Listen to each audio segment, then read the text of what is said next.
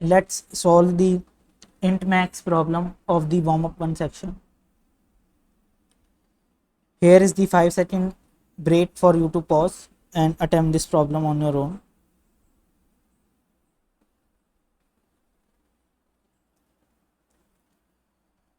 In the int max method, we will be given 3 integers a, b and c.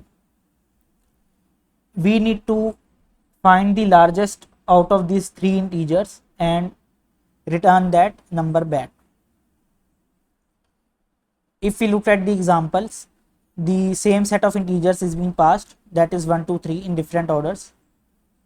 And since 3 is the largest out of these 3 integers, hence 3 is being returned in all of the cases.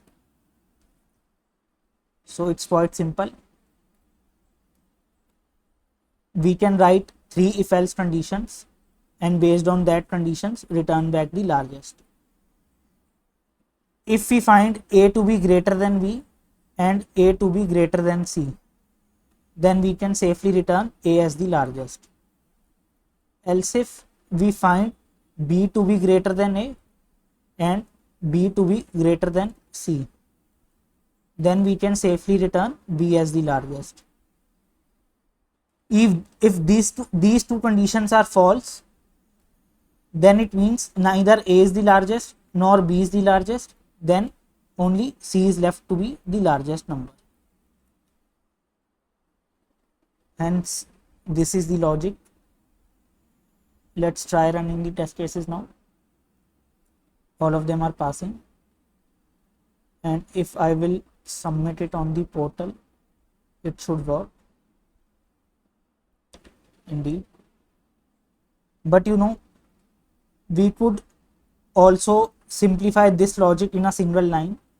Let me show you how.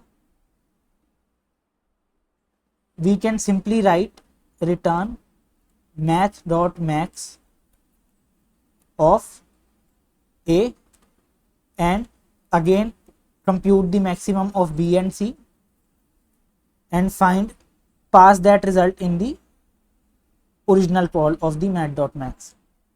So basically what we are doing here is, first of all we are computing the maximum of b and c, and then we are computing the maximum of that result with a. Naturally, when this code will be executed, at the end we will be having the maximum number out of these 3 numbers a, b and c.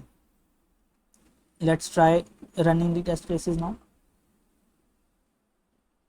and submit the code on portal and push it on the GitHub.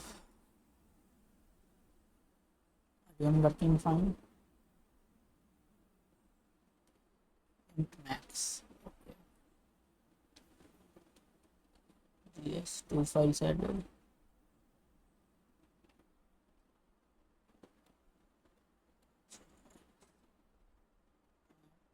gpush.